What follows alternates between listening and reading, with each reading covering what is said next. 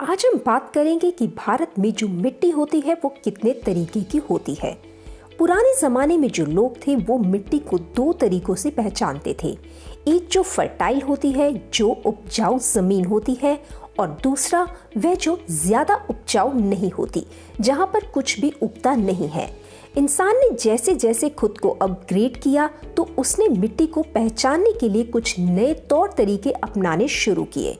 1956 में soil survey of India नाम की एक ऑर्गेनाइजेशन का गठन किया गया, जिससे कि इंसान ने मिट्टी को उसके टेक्सचर से, उसके टेम्परेचर से, उसके मॉइस्चर से और ऐसे ही कई और तरीकों से भी पहचानना शुरू किया। जैसे जैसे उसने मिट्टी को पहचाना वैसे वैसे उसको मिट्टी के बारे में और बहुत सारी अहम जानकारियां पता चलने शुरू हो गई। हमारे देश में बहुत तरीके की मिट्टी पाई जाती हैं, जैसे कि alluvial soil, black soil, red soil, forest soil, mountain soil, alkaline या सैलाइन सॉइल।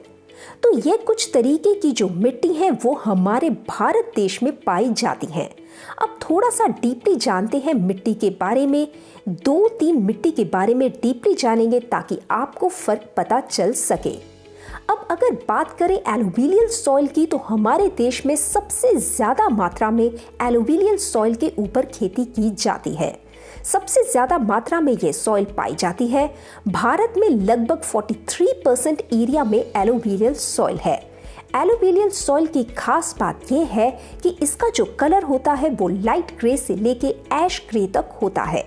सबसे ज्यादा मात्रा में इसमें पोटाश पाया जाता है और सबसे कम मात्रा में इसमें फास्फोरस पाया जाता है। इस मिट्टी में सबसे ज्यादा जो खेती होती है वह गेहूं की, चावल की, मक्की की, गन्ने की और ऑयल सीड्स की खेती होती है। तो ये था एलुवियल सॉइल के बारे में। दूसरे पे आती है रेड सॉइल। अब रेड सॉइल में बेसिकली क्या होता है, लाल मिट्टी जो ज्यादातर लो रेनफॉल एरिया में होती है, जहां पर बारिश बहुत कम होती है। इस मिट्टी में सबसे ज्यादा जो कमी होती है वो होती है लाइम की, फॉस्फेट की, मैग्नीज की, पोटाश की, ह्यूमस की। ये सब इसमें बहुत कम मात्रा में पाए जाते हैं। ये मिट्टी गेहूं के लिए, चावल के लिए, ऑयल सीड्स के लिए सबसे ज्यादा उपयोगी मानी जाती है। और इस मिट्टी का जो लाल रंग होता है उसकी वजह होती है फेरिक ऑक्साइड। अब बात करेंगे हम ब्लैक सॉइल के बारे में या रेगर सॉइल के बारे में। ब्लैक सॉइल जो होती है ये बेसिकली पानी की रिटेंशन बहुत ज्यादा करती है। दूसरी चीज, इसमें सबसे ज्यादा मात्रा में पाया जाता है iron, lime, potassium and calcium, और सबसे कम मात्रा में इसमें नाइट्रोजन, फास्फोरस और ऑर्गेनिक मैटर होते हैं। इसका जो कलर होता है वो डीप ब्लैक से लेके लाइट ब्लैक तक हो सकता है और ये कपास की यानी कि कॉटन की खेती के लिए सबसे उपयोगी मिट्टी है। तो फ्रेंड्स, जैसे हमने अभी देखा कि हमारी मिट्टी कितने प्रकार की होती है, कैसे हम मिट्टी का आकलन करते हैं। आज हम अक्सर देखते हैं कि मिट्टी की फर्टिलिटी यानी उपजाऊ शक्ति कम होती जा रही है। इसलिए हम आज बात करेंगे एक ऑर्गेनिक उत्पाद की जो मिट्टी उर्वरता बढ़ाने के रूप में काम करता है। जब रासायनिक उर्वरकों यानी केमिकल फर्टिलाइजर्स का इस्तेमाल करने के बाद भी मिट्टी की उपजाऊ शक्ति घटती है या पर्याप्त उपज नहीं मिलती है या फसल पर कीटों और बीमारियों का हमला बढ़ जाता है, तो आपको आवश्यकता है कीवा बूस्टर की। कीवा एग्रो बूस्टर में पोटेशियम ह्यूमेट होता है जो मिट्टी की उर्वरता को बेहतर बनाने में मदद करता है। यह फायदेमंद बैक्टीरिया के विकास को बढ़ा सकता है और कवक का बढ़ना रोकता है। कीवा एग्रो बूस्टर जो है वो किस तरीके से काम करता है, अगर हमने कोई प्रोडक्ट के बारे में किसी को बताना है तो इस चीज को हम 4 पार्ट्स में डिवाइड कर देते हैं। पहली चीज आती है इंग्रेडिएंट्स, यानी कि उसमें क्या मौजूद है।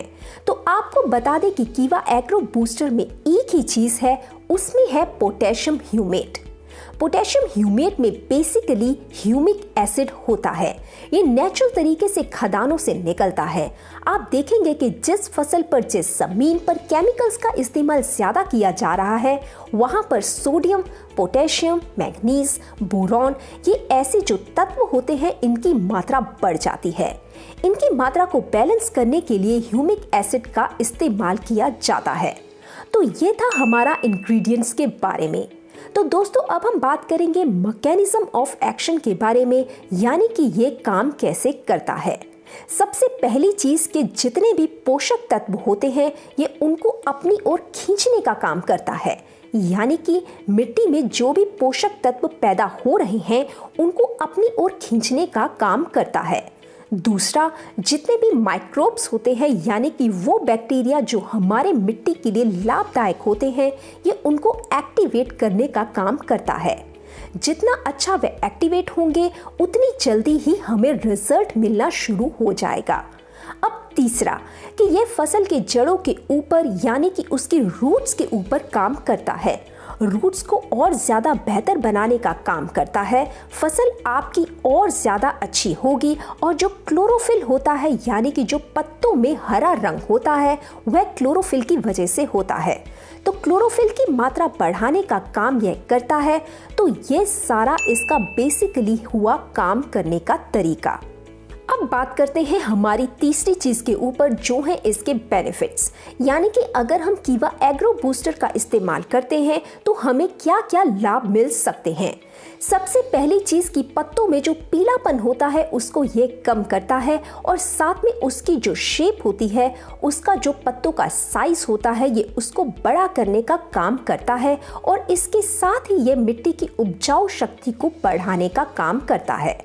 और जो फसल होती है, जो फूल होते हैं, फल होते हैं, उनकी पैदावार को बढ़ाने का काम करता है और साथ ही में जो कीट होते हैं उससे हमारी फसल को ये बचाने का काम करता है।